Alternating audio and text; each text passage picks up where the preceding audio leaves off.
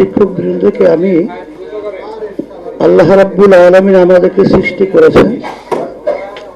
আল্লাহ রাব্বুল আলামিন দুনিয়াতে এবং আখিরাতে কোন নীতি আদর্শের মাধ্যমে কল্যাণ আসবে এবং আমাদের কি করণীয় কি বর্জনীয় সৃষ্টিকর্তা আমাদেরকে শিখিয়ে দিয়েছেন।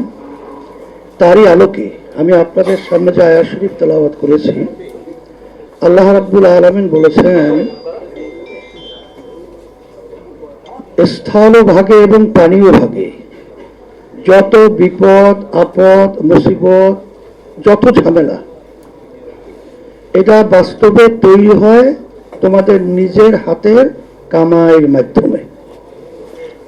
আজকে সম্মানিত শিক্ষক বৃন্দের আলোচনা শুনতেছিলাম। আসলে স্যার যে গুরুত্বপূর্ণ কথা বলেছেন সে কথাটা হলো এই যে আজকে বাংলাদেশ স্বাধীন হলো 55 বছর চলছে। এই 55 বছরে স্যার অত্যন্ত গুরুত্বপূর্ণ কথা বলেছেন যে আন্দোলন সংগ্রাম করলো যে লক্ষ্য উদ্দেশ্য নিয়ে যারা স্টিয়ারিং এ বসে গেল জালেমরা, ধোঁকাবাজরা, এবং যাদের ভিতরে নৈতিকতা নাই, যাদের ভিতরে আদর্শতা নাই, যাদের ভিতরে আমাদের শিক্ষকদের প্রাণের দাবি এটা উপলব্ধি করার মতো অবস্থান নাই, তারা যদি স্টিয়ারিং এর যদি বারবার আসনে বসা থাকে, আমরা বারবার ঘুরে ফিরে এই 55 বছরে আমরা আমাদের কত কষ্ট ক্লেশ, ওই স্যার বলেছিলেন যে আমার এই চাকরির বয়সে প্রায় 11 না 12তম প্রতিষ্ঠানে এখন চলছে। এর কারণ কি? কারণ হলো আপোষ আমি জানি না, মানে অন্যায় ব্যাপারে মাথা নত করতে শিখি নেই। এই জন্য আমার এই অবস্থা তৈরি হয়েছে। এই জন্য আমি সংক্ষেপে বলবো, আপনারা এখানে রূপরেখা তৈরি করেছেন, 13 দফা দাবি আপনারা তৈরি করেছেন। আমি বলবো 13 দফা 14 দফা করে এক দফাই যথেষ্ট। আজকে দেখেন আমাদের বাংলাদেশে সিংহভাগ টাকাগুলো আজকে দুর্নীতিবাজদের কারণে বিদেশে পাচার হয়। দুর্নীতি বন্ধ আজকে হবে, আপনাদের জাতীয়করণ তো ভালো কথা, আরো অনেক কিছু দেওয়া সম্ভব, এটা বাস্তব।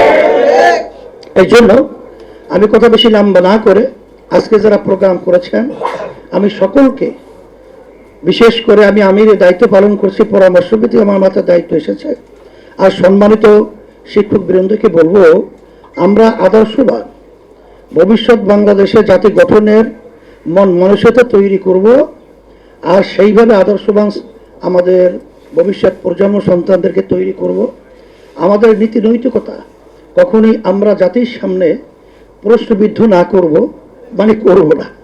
যদি এইভাবে আমরা চলতে পারি, আমরা কথা দিচ্ছি যে আমরা যারা রাজনীতি মাঠে রাজনীতি করছি, আপনাদের ন্যায় দাবির ব্যাপারে আমরা সবসময় একমত থেকে সহযোগিতা থাকবো ইনশাআল্লাহ।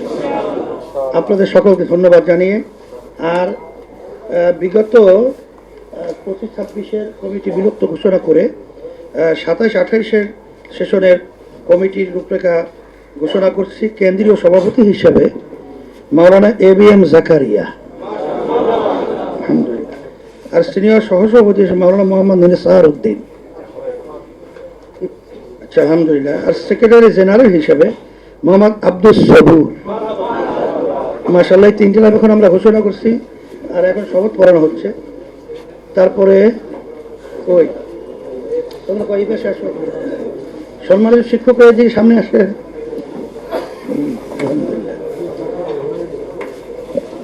বিসমিল্লাহির রহমানির রহিম।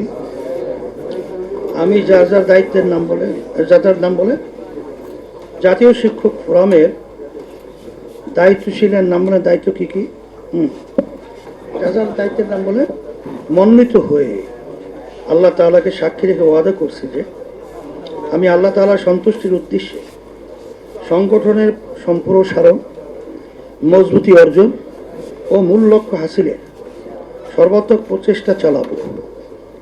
ফোরামের নীতিমালা ও নিয়ম শৃঙ্খলা যথাযথভাবে মেনে চলব। আমার উপর অর্পিত দায়িত্ব আমানত যথাযথভাবে পালন করব। আল্লাহ তাআলা আমাকে ওয়াদা পালন করার তৌফিক দিন। আমিন। সবাই দোয়া করি, আল্লাহুম্মা আমিন। রব্বানা আতিনা ফিদ দুনিয়া হাসানা ওয়া ফিল আখিরাতি হাসানা ওয়া কিনা আযাবান নার। আল্লাহ আপনি আমাদের জীবনে গুনাহ খাতা মাফ করেন। আল্লাহ প্রোগ্রামকে দিনের জন্য, ইসলামের জন্য, মানবতার কল্যাণের জন্য কবুল করে নেন। রব্বুল আলামিন আমাদের যা যা প্রয়োজন সব ভালোভাবে ব্যবস্থা করে দিয়ে, বাস্তবায়নের ব্যবস্থা আপনি করে দিয়ে, আমাদের সবাইকে একাকার হয়ে আল্লাহ জাতি গঠনের সেই দায়িত্ব আমাদের নিরেটভাবে, স্বচ্ছভাবে, আন্তরিকভাবে পালন করার তৌফিক দান করে। সুবহান রাব্বিকা রাব্বিল ইজ্জাতি আম্মা ইয়াসিফুন, সালামুন আলাল মুরসালিন, আলহামদুলিল্লাহি রাব্বিল আলামিন।